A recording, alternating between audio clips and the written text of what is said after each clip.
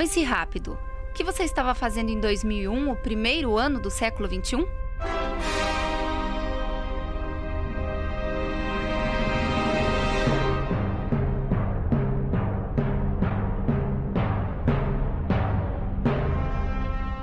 Alguns desses alunos nem lembravam, mas deixaram na época um registro de quem eram em 2001 e o que esperavam para eles mesmos em 2010. A ideia é que 10 anos depois, eles recebessem nas suas residências uma carta escrita por eles mesmos. É causar surpresa de eu receber alguma coisa que eu escrevi para mim mesmo. Esse ano, quando a gente pensou, está na hora de enviar as cartas, a gente começou a perceber que a ideia não é a carta em si. A carta é pretexto. Na verdade, é pretexto para saborear um passado, para saborear os últimos 10 anos. Por isso a ideia de não mais enviá-las às residências dos alunos, e sim trazê-los aqui para o colégio para que possam coletivamente ler as cartas e relembrar os sonhos do passado. Crianças, adolescentes, professores e funcionários do colégio. Nas cartas ficaram guardados os sonhos de cada geração. Nós temos alunos que estavam conosco no jardim. E na época, o que eles escreveram? Eles colocaram desenhos, retrataram a família deles, retrataram o círculo de amizades deles. E não tinham sonhos concretos para colocar. Eles simplesmente fizeram um registro.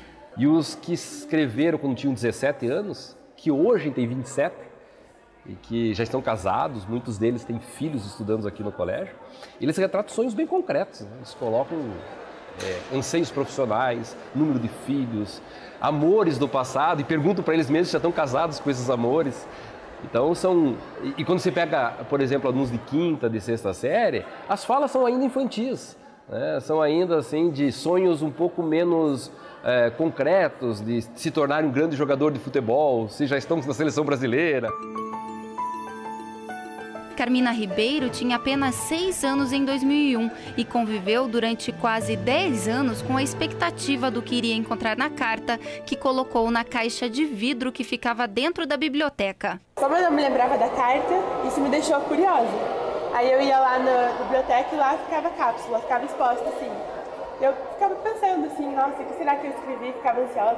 Eu esperava que fosse um texto, assim, uma carta mesmo, mas quando eu abri eu vi que era 2 frases. Aí tinha um desenho da minha família, que é eu, meu pai, Orlando, minha mãe Alessandra e meu irmão Arthur. Representante de outra geração, Maria Virgínia Guimarães já casou, se formou em arquitetura e acabou virando fotógrafa nesses 10 anos. Sentei e dei risada, comecei a dar gargalhada, vendo a forma como eu escrevia, a forma como eu falava, os pensamentos que eu tinha, eram coisas completamente diferentes. Parecia que realmente era uma outra pessoa que estava escrevendo para mim, não era eu mesma. As irmãs Caroline e Natália Preima se emocionaram ao relembrar as histórias da infância. Nossa casa! Eu dei bronca em mim mesma, falando, olha, não se case, não tenha filhos, você é muito nova, você vai ter 21 anos e vai ser muito nova para isso. Eu gostava de inglês, gostava de português e agora eu gosto de matemática. E a proposta do colégio agora é deixar novos registros para serem abertos em 2020. A atividade ganhou um novo sentido para uma geração que, em sua grande maioria, nunca escreveu uma carta. O que aconteceu agora com essa moçada é que a ação do escrever, do guardar e do esperar 10 anos passou a ter um novo sentido. O sentido de projetar realmente com mais tempo, com calma, para se reaver com essa escrita.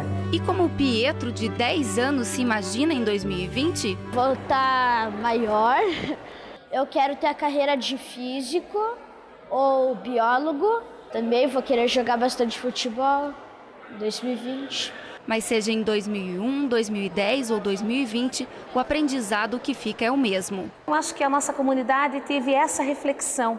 Aquilo que a gente pode realmente conduzir, aquilo que a gente pode desejar e aquilo que realmente pode acontecer.